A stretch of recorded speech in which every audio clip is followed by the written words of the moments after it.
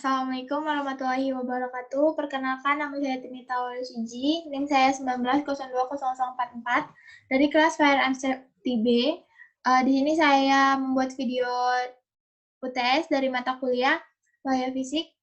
Dosen pengampunya Ibu Pipit Marviana. Di sini ada soal, jelaskan apa yang Anda ketahui tentang bahaya. Menurut saya bahaya adalah suatu kejadian atau kemungkinan yang berpotensi terhadap terjadinya kecelakaan kerja berupa cedera, penyakit, kematian, kerusakan, atau kemampuan melaksanakan fungsi operasional yang telah ditetapkan. Berikutnya itu ada jelaskan apa yang Anda ketahui tentang bahaya fisik. Bahaya fisik sendiri merupakan sumber potensi kerusakan atau keadaan yang memiliki potensi untuk menimbulkan kerugian. Berikutnya itu ada jelaskan apa itu identifikasi dan pengendalian bahaya.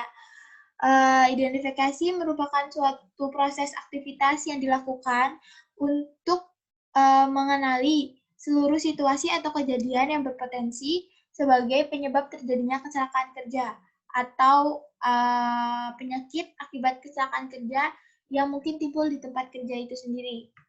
Berikutnya itu ada nomor 4 itu ada soal sebutkan dan jelaskan menurut Anda hierarki pengendalian. Hierarki pengendalian pada dasarnya berarti prioritas dalam pemilihan dan pelaksanaan pengendalian yang berhubungan dengan bahaya ketiga sendiri.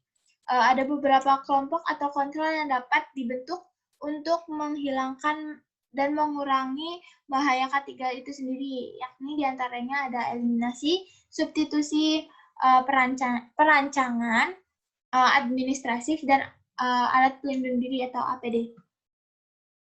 Berikutnya itu nomor 5, sebutkan bahaya apa saja jika mengabaikan standar pencahayaan dalam ruang kelas kurang dari 10 lux. Yang pertama itu ada kelelahan mata ya pastinya, karena melihat sesuatu yang kurang dari standar pencahayaan itu bakal merusak mata juga, bakal mata itu berair, penglihatannya juga ganda, daya akomodasinya juga menurun dan bisa menyebabkan sakit kepala. Kelelahan saraf juga termasuk, karena melihat gelap terus kan tidak ada terang-terangnya sama sekali itu bisa merusak mata. Mata juga bisa berair, dan kekurangan penglihatan itu bahaya banget. Berikutnya itu ada bagaimana pengendalian bahaya dari pencahayaan yang minim menurut Anda. Pengendaliannya itu menggunakan cara memanfaatkan sinar matahari. Jika siang hari ya, kalau malam hari mungkin jika bulan terang benderang bisa menggunakannya juga. Tapi untuk siang hari bisa memanfaatkan sinar matahari.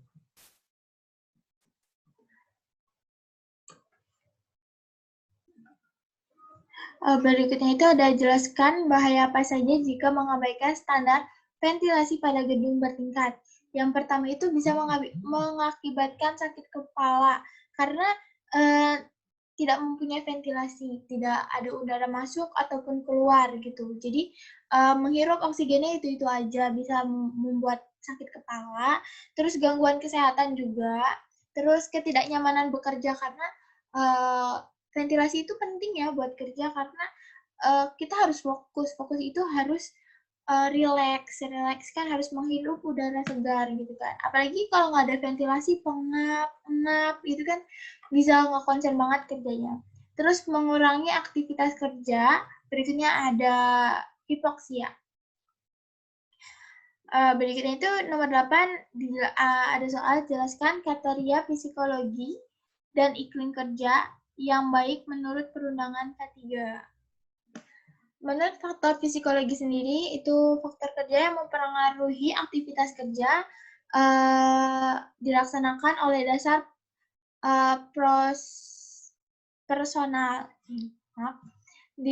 dilaksanakan oleh dasar personal di tempat kerja, peran dan tanggung jawab terhadap pekerjaan. Berikutnya ada faktor iklim sendiri. Dalam Permakan nomor 5 tahun 2018, Pasal 7 diatur mengenai standar iklim kerja kerja dingin. Tekanan dingin adalah mengeluarkan panas akibat panjanan terus-menerus terhadap dingin yang mempengaruhi kemampuan tubuh untuk menghasilkan panas sehingga mengakibatkan hipotermia, kedinginan.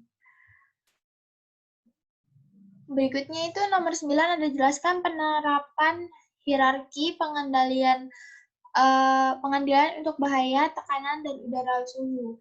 Berikutnya itu ada macam-macamnya itu ada review dan analisa kegiatan kerja. Berikutnya ada beban kerja, suhu kerja, kelembaban kerja, pakaian kerja, peralatan kerja. Eliminasinya mungkin tidak bisa dihilangkan. Rekayasanya memasang humidifier untuk menjaga kelembaban udara karena semakin tinggi kelembaban udara, maka semakin rendah tekanan udaranya. Memasang pendingin atau penghangat di ruangan agar suhunya tetap terjaga atau stabil, biar tidak kedinginan ataupun tidak kepanasan. Memasang AC bila di siang hari, memasang pemanas untuk di malam hari, itu bisa. Untuk APD-nya itu menggunakan pakaian yang nyaman dan dapat menyerap keringat. Itu bila kalau siang hari, kalau malam hari gitu untuk menghangatkan diri, pakaian yang bisa menghangatkan diri. Berikutnya itu ada buat dan implementasikan bagaimana upaya pencegahan dari bahaya kebisingan di lingkungan sekitar.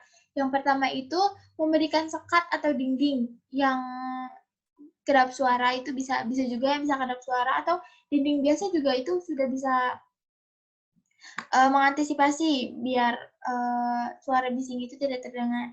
Itu berikutnya ada menutup pintu atau jendela karena bisa mengurangi sedikit kebisingan itu. Berikutnya itu memasang gorden biar udara dari kebisingan itu tidak masuk ke rumah, terus udara-udara yang kotor juga tidak, udara-udara kotor yang diakibatkan dari kebisingan itu tidak masuk ke rumah juga. Memasang jendela dan pintu yang cukup rapat. Itu sekian dari saya, jawaban saya tentang mata kuliah bahasa fisik ini. Kurang lebihnya mohon dimaklumi, mohon dimaafkan bila ada kata-kata yang salah. Sekian dari saya, kurang lebihnya mohon maaf. Wabillahi taufiq wal hidayah. Wassalamualaikum warahmatullahi wabarakatuh.